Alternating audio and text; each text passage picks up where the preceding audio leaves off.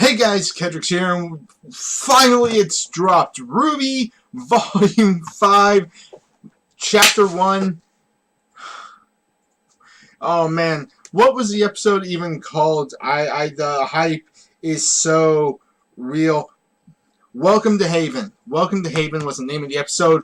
Great first episode. So we actually got to see all of the characters in this episode, like all of the 4 main characters. So with Rwby, they meet Lionheart. With Team Ranger and Crow, they meet Lionheart. We get to see a little bit of Mistral. And of course, we finally get to talk to him. Like his voice actor. I don't know who does Lionheart. I'll have to go back and take another look at it. In this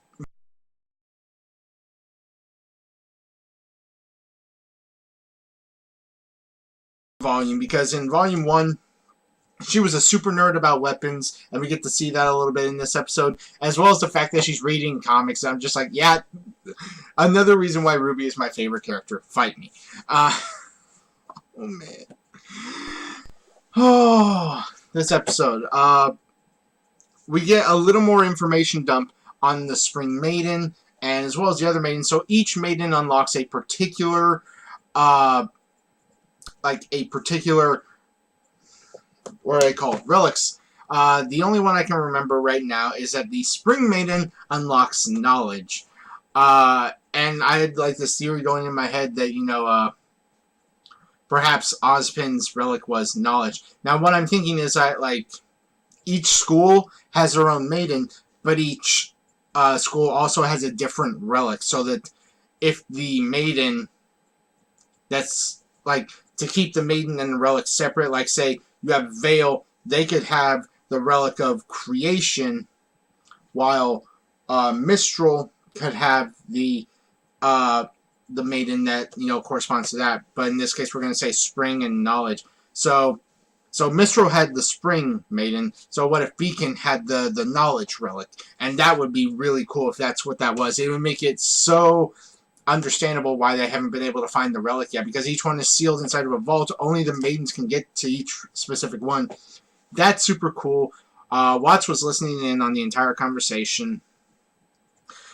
With Weiss, she's on her transport ship, and I think it's so cool that they showed her being really caring about random people in need.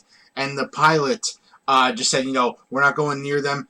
They'll be fine. It's not our problem. I feel like Weiss is going to have him turn the ship around so that she can go back and save them, because I don't think she's going to abandon them. Meanwhile, in Menagerie on the Blake side, Blake, her family, and son went to talk to Finnick. I think that's what their names are. Finnick and Albarn? Corsain and... I can't remember their names. Sue me. The 2 White Fang guys that we saw at the end of that we saw in the volume last season, and they went to talk to them about the whole White Fang tablet and everything, the scroll, and they denied everything, blamed it all on Elia. Elia took the fall, and she's basically telling Blake to leave Menagerie before it's too late. Blake's like, not gonna happen. I'm staying. I'm finishing this. Fight me. Oh my gosh. It was just great. It was perfect. And on the Yang side, we get to see her in this gas station.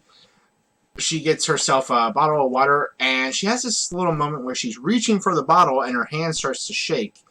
And I think that might be her dealing with some of her PTSD thing. I also did notice that she doesn't have her Ember Silica anymore, and that was something that kind of stuck out to me. I'm not entirely sure why she doesn't have it with her. Maybe it's on her bike or something.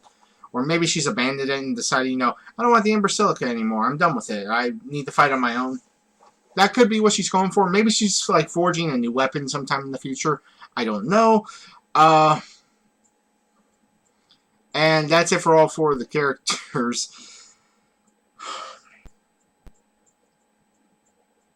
And then, of course, the Volume 4 thing that we had last volume, the after credit scene was actually a scene from Volume 5 when Oscar met Crow, which happened in this episode. Then Crow brought him back to the house where they're all staying at, to the point where Rwby ran out saying, "Can't the girl read her comics in peace?" And Oscar says, "My name is Oscar Pine, but you know me as Professor Ozpin." And Crow is drunk off every single ledge of funny, and just, he's like, "I found him!